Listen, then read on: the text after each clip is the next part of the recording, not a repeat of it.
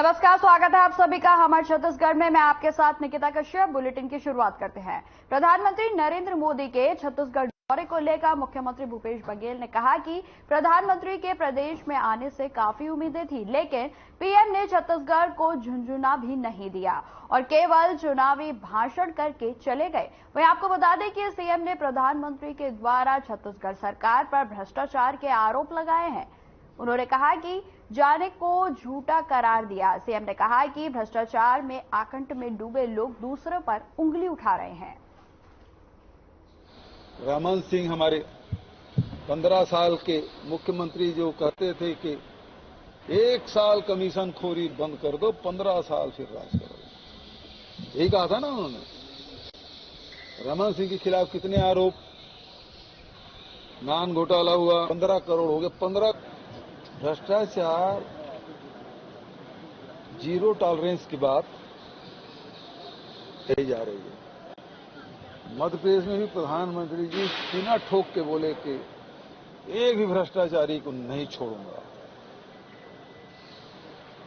तो हम लोग सोच रहे थे कि कोई भ्रष्टाचारी अब देश में बचेगा नहीं। वो बड़ी उम्मीद से बरसते पानी में आए थे। जिस सड़क का उद्घाटन किए उसी सड़क में भारतीय जनता पार्टी कार्यकर्ताओं की मौत भी हो गई, उसी सड़क में। लेकिन उम्मीद थी कि कुछ 4.5 पौने 5 साल बाद आए हैं, कुछ दे के जाएंगे, लेकिन झुंझुना अब तक नहीं मिला। केवल गाली दे के, राज्य सरकार को गाली दे के गए। मुझे तो अच्छा लगा, इसलिए प्रधानमंत्री जी राज्य सरकार के लोगों को आलोचना कर रहे हैं, मतलब उसके बराबर ही हो गए।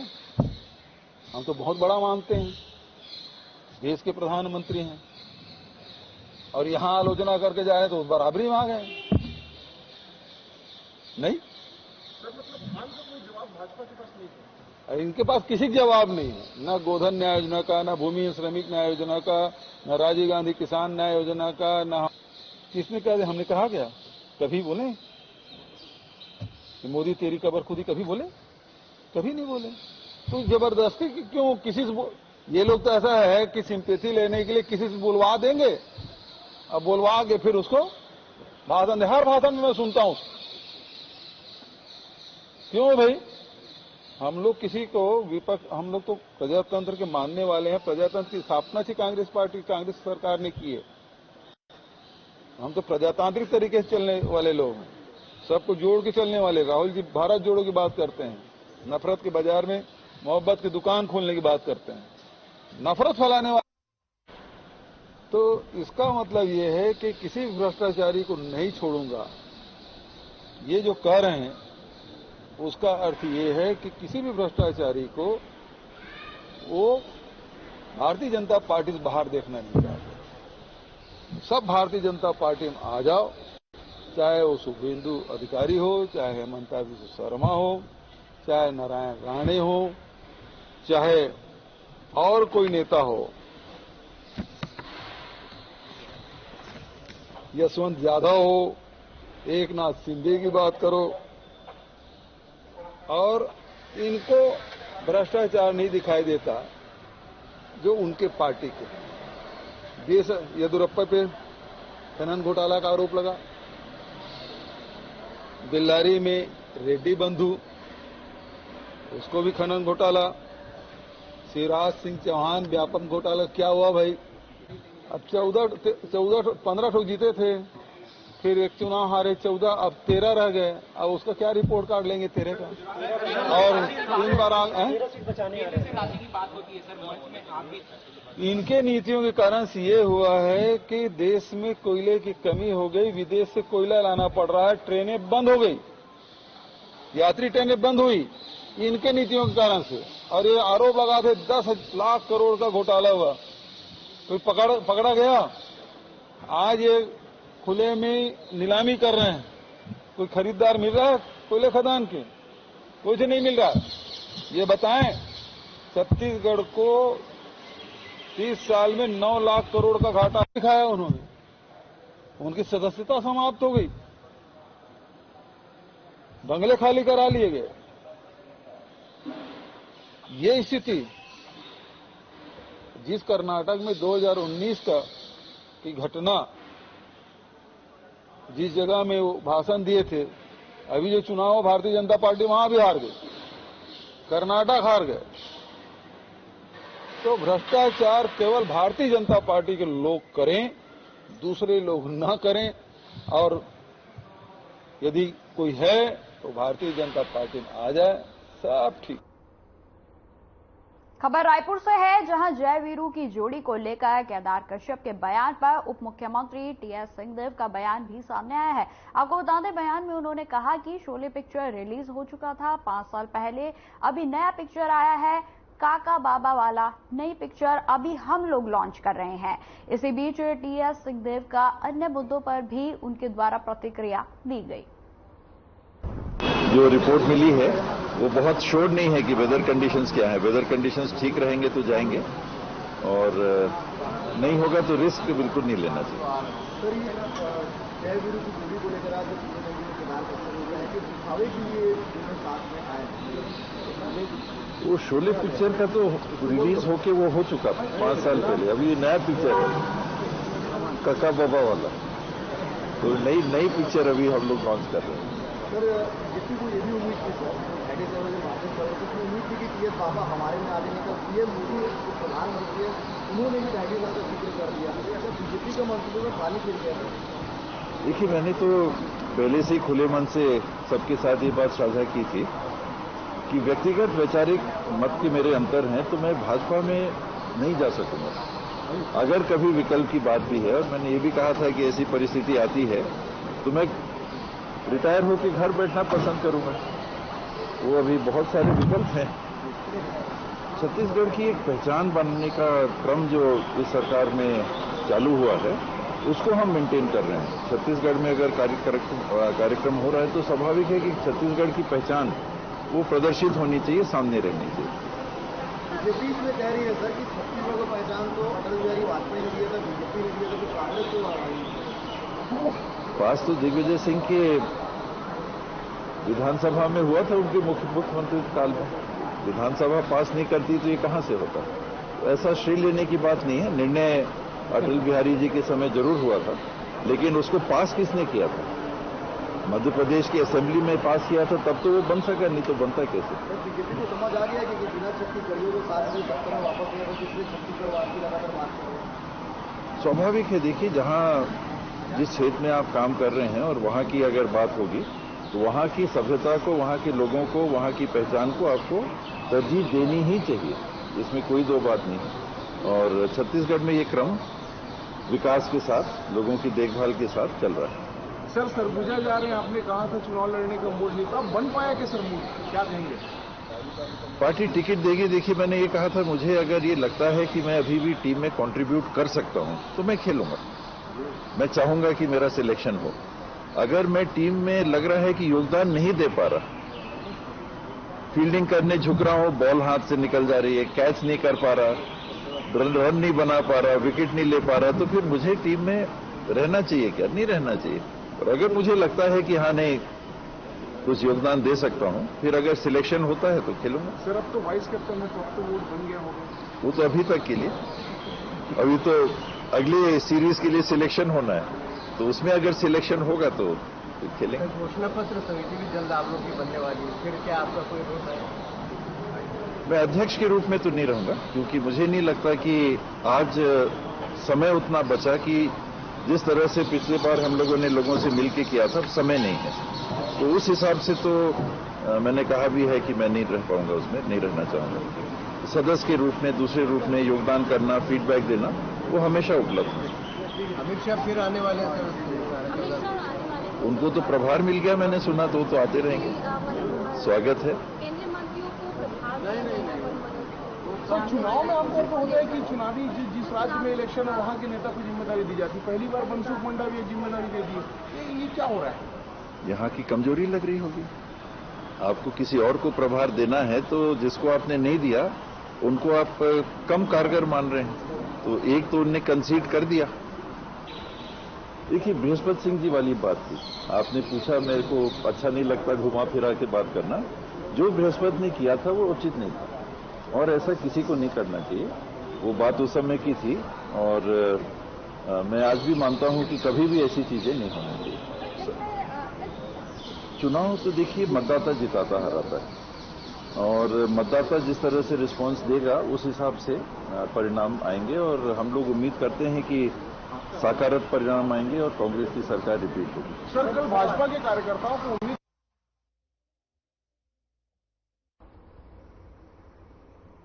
पीएम मोदी छत्तीसगढ़ के दौरे पर थे। इस दौरान उन्होंने एक नारा दिया था कि बदलबो भूपेश सरकार बदलबो, जिस पर बिलासपुर जिला कांग्रेस कमेटी की ओर से प्रदर्शन किया गया और अपनी प्रतिक्रिया व्यक्त भी की गई। तो आपको बता दें कि पीएम मोदी के द्वारा जो है नारा दिया गया था, जिसको लेकर अब बिलासपुर में घमासान देखने को मिला है, जहां कांग्रेस के द्वारा जो है लगातार जो है प्रतिक्रिया दी जा रही है।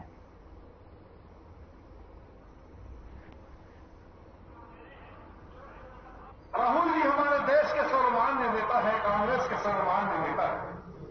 उन्होंने कश्मीर से कन्याकुमारी तक 3500 किलोमीटर की अथक यात्रा की। बहुत से लोगों को गांधी के दांडी यात्रा की याद थी, वो पद यात्रा की याद। उस यात्रा के दौरान अलग अलग प्रदेशों में गए और प्रदेशों में जब वो जाते थे, इंदौर की सभा में हम लोगों को और गोलवाड़ा की सभा में जाने का अवसर मिला। गांव में जहां अम्बेडकर जी की जन्मस्थली है, वहां भी हम लोग राहुल जी के पद यात्रा में शामिल हुए। एक जन सैलाब उमड़ता है, सभी जाति धर्म समाज के लोग जी की सरकार तानाशाही रवैया अपनाए हुए है विपक्ष पार्टियों के खिलाफ, चाहे वो कांग्रेस पार्टी हो, चाहे अन्य राज्यों में क्षेत्रीय दल हो। हर जगह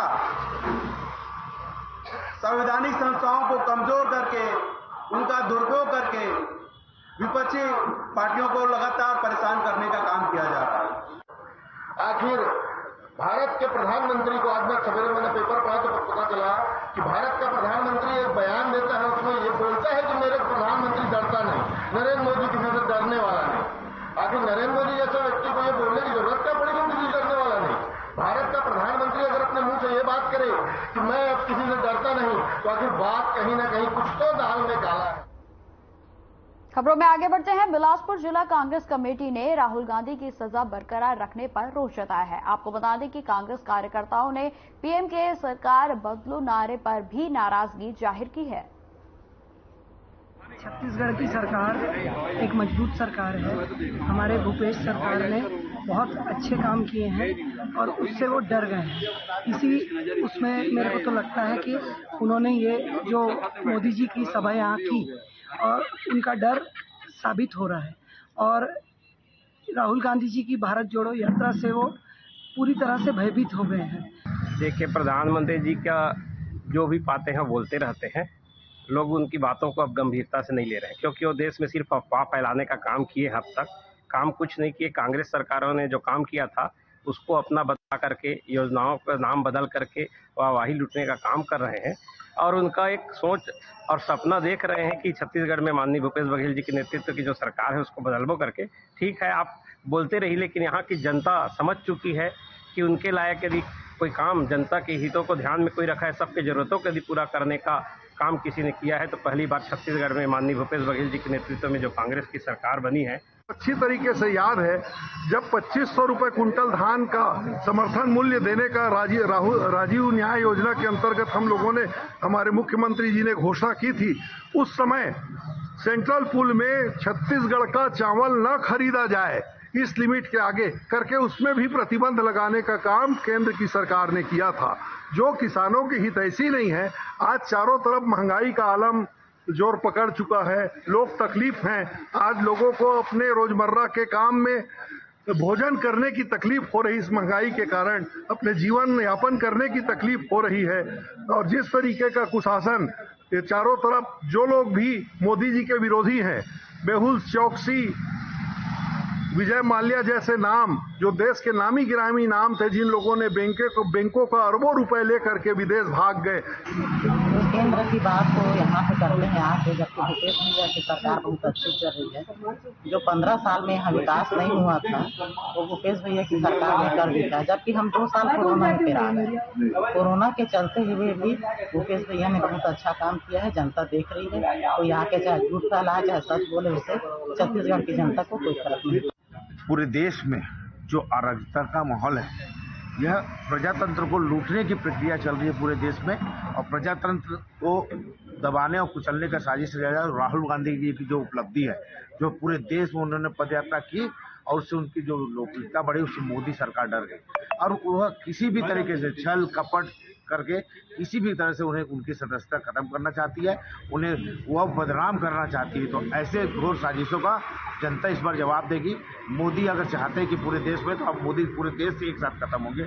उन्हें कोई हटाने से माने कोई भी पब्लिक अब उन्हें नहीं चाहती, क्योंकि झूठ और फरेब और नोटबंदी, सपने दिखाने ना, सब्ज बाग दिखाना, 15 लाख आना, ये सब समझ चुकी है कि अब ये पब्लिक बेवकूफ नहीं। भारतीय जनता पार्टी जो बुनियाद है झूठ भ्रम में आधारित है, इसलिए प्रधानमंत्री जैसा व्यक्ति छत्तीसगढ़ में आके यहाँ के जनता को भ्रमित करने का काम कर रहे हैं। जबकि यथार्थ यह है कि उन्होंने समर्थन मूल्य का जोरदार विरोध किया, पर हमारे यशस्वी मुख्यमंत्री ने राजीव गांधी न्याय योजना के नाम पे जो अंतर राशि है उनको दे रहे हैं। इसके पूर्व भी अमित शाह जी ने आके दुर्ग में यही बात कही कि समर्थन मूल्य हम दे रहे हैं। ये भारतीय जनता पार्टी लगातार झूठ बोलने में विश्वास करती है और जनता के बीच एक भ्रम पैदा करने में। जैसे अंग्रेज ने भारत में फूट डालो और राज किए हैं, उसी तरीके से मोदी सरकार ने जो अराजकता फैलाई हुई है, नोटबंदी है और कई तरह की चीज़ें हैं, राहुल गांधी के पद यात्रा से वो भयभीत हो चुके हैं। इसलिए कुछ भी चीज़ें वो ईडी वगैरह जैसे भी छापा मारते हैं, वो कहीं भी कुछ भी कर रहे हैं। तो उस लिहाज से देखिए आज भारत देश में हो क्या रहा है, समुदाय में बंटवारा करवा रहे हैं, आपस में विभिन्न प्रकार की बातें करते हैं। देखिए, छत्तीसगढ़ में देश के प्रधानमंत्री माननीय मोदी जी का सभा हुआ और उन्होंने जो नारा दिया बदलवो बदलवो छत्तीसगढ़ बदलवो, तो इसमें हमारे छत्तीसगढ़ वासियों का यही विश्वास है और यही नारा है हम सबका कि बदलवो बदलवो, केंद्र की सरकार बदलवो। छत्तीसगढ़ में माननीय भूपेश बघेल जी की सरकार ने जितना काम किसानों के लिए, नौजवान साथियों के लिए, बेरोजगारों के लिए, महिलाओं के लिए, व्यापारियों के लिए, सभी वर्गों के लिए जो काम किया जा रहा है, निश्चित रूप से उससे आज भाजपा हतोत्साहित हो गए हैं और यहाँ छत्तीसगढ़ में तो इनकी सरकार आने से रही और उसी हताशा के कारण उन्होंने जो भी बयान दिया है वो उचित नहीं है। और जो धान खरीदी के बारे में भी उन्होंने कहा कि 80% राशि केंद्र से भेजते हैं। आज पुराना बस स्टैंड में कांग्रेस पार्टी के द्वारा पीएम नरेंद्र मोदी का विरोध करते हुए प्रदर्शन किया गया। वहीं कांग्रेस के कार्यकर्ताओं ने बताया कि राहुल गांधी के मोदी सरने मामले में पूर्व याचिका के संबंध में आए निर्णय के बाद कांग्रेसजनों ने अपनी प्रतिक्रिया देते हुए कहा कि गुजरात उच्च न्यायालय के आदेश को चुनौती देते हुए इस फैसले का उच्चतम न्यायालय में विधिवत अपील की जाएगी। राहुल गांधी सच के लिए लड़े जिसकी उन्हें सजा मिल रही है। राहुल गांधी के फैसले को लेकर सुबह से ही कांग्रेसजन सोशल मीडिया, टीवी, समाचार चैनल में सक्रिय रहे। कांग्रेस न्यायपालिका के इस आदेश का प्रावधान के अनुसार न्यायालय में अग्रिम कार्रवाई करेगी। वहीं आपको बता दें कि मोदी सरकार के तानाशाही रवैये के खिलाफ शुक्रवार शाम को पुराना बस स्टैंड में कांग्रेस जन एकत्र होकर मोदी का पुतला फूंका गया तथा जमकर नारेबाजी भी की गई।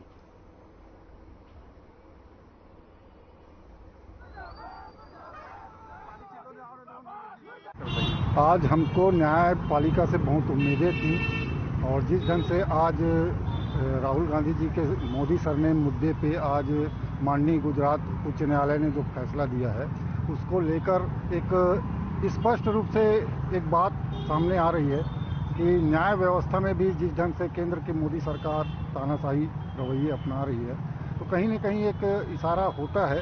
लेकिन इस फैसले को हम चुनौती देंगे, माननीय उच्च न्यायालय से इस फैसले को उच्चतम न्यायालय तक जाएंगे और वहाँ हमको पूर्ण रूप से न्याय मिलेगा, ऐसी उम्मीद करते हैं। जैसा कि आप सभी जानते हैं कि 23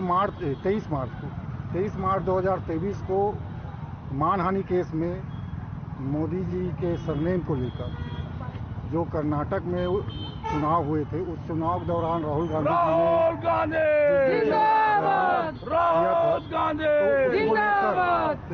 उसको लेकर संघर्ष करो।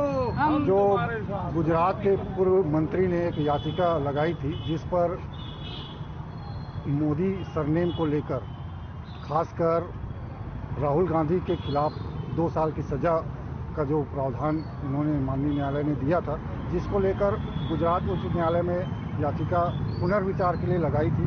आज उसका फैसला था। फैसले में इस आधार पर फैसला दिया गया है कि राहुल गांधी के अन्य 10 आपराधिक प्रकरण दर्ज है, इसलिए इस जो पुनर्याचिका है उसमें हस्तक्षेप करने की आवश्यकता नहीं है। तो ये कहीं न कहीं एक दबाव दिखता है, और किसका दबाव है सर्वविदित है। जिस ढंग से मोदी सरकार और मोदी जी पूरा तानाशाही रवैया देश में चला रहे हैं, न्याय व्यवस्था को भी वो बाधित करने का प्रयास कर रहे हैं, जिसका हम आज विरोध किए हैं और ये विरोध सतत जारी रहेगा। और आने वाले समय में एक राहुल गांधी पूरे देश में प्रधानमंत्री के रूप में उभर के आएंगे। देश की जनता का विशेष उनको लगाव और सहयोग मिल रहा है। हम राहुल गांधी जी के न्याय के साथ हैं और हमारे पूरा कांग्रेस पार्टी और देशवासी इस फैसले का इंतजार जिस ढंग से कर रहे थे। आज निराशा तो हुई है, लेकिन फिर भी न्याय के फैसले को हम सम्मान करते हुए जो विधिक प्रक्रिया है उसमें भाग लेंगे। मुख्यमंत्री स्वरोजगार योजना से 2.5 लाख का लोन मिलेगा। इस सवाल पर प्रतिक्रिया देते हुए भाजपा के प्रदेश प्रवक्ता अमित साहू ने बताया कि वर्तमान सरकार 2500 रुपए मासिक बेरोजगार भत्ता नहीं दे सकी। दूसरी तरफ ये सरकार वादा करती है कि अगर रोजगार नहीं दे पाए तो 10 लाख बेरोजगार नौजवानों को हम बेरोजगारी भत्ता देंगे। देखिए, 2500 रुपए मासिक बेरोजगारी भत्ता तो ये छत्तीसगढ़ सरकार नहीं दे सकी। एक तरफ ये वादा करती है 10 लाख नौजवानों को हम बेरोजगारी भत्ता देंगे अगर रोजगार नहीं दे पाए तो। अब ये नया इनका शिगुफा है। एक तो 8वीं पास युवा जो है बेरोजगार है, अगर उसको उद्योग के लिए डालने के लिए पैसे भी देते हैं तो वो कैसे व्यापार करेगा, कैसे उद्योग चलाएगा। सवाल तो यहाँ पर ये है। कहीं ना कहीं इसके पीछे सरकार का एक छुपा हुआ एजेंडा भी सामने आता है कि फिर से युवाओं को ठगने का इनका नया एक प्लान है। दूसरी तरफ हम देखें तो ये सरकार जब से बनी है 2018 से, जब से यहाँ का युवा अपने आप को ठगा और अपने आप को छला और अपने आप को असहाय महसूस कर रहा है। उन युवाओं ने ठान लिया कि इस प्रदेश में इस कांग्रेस की सरकार, इस भूपेश बघेल की सरकार को नहीं रहने देंगे। आने वाले 6 महीना बाद इस सरकार को गिरा देंगे। फिलहाल इस बुलेटिन में इतना ही। खबरों की और भी जानकारी के लिए बने रहे हमारे साथ। नमस्कार।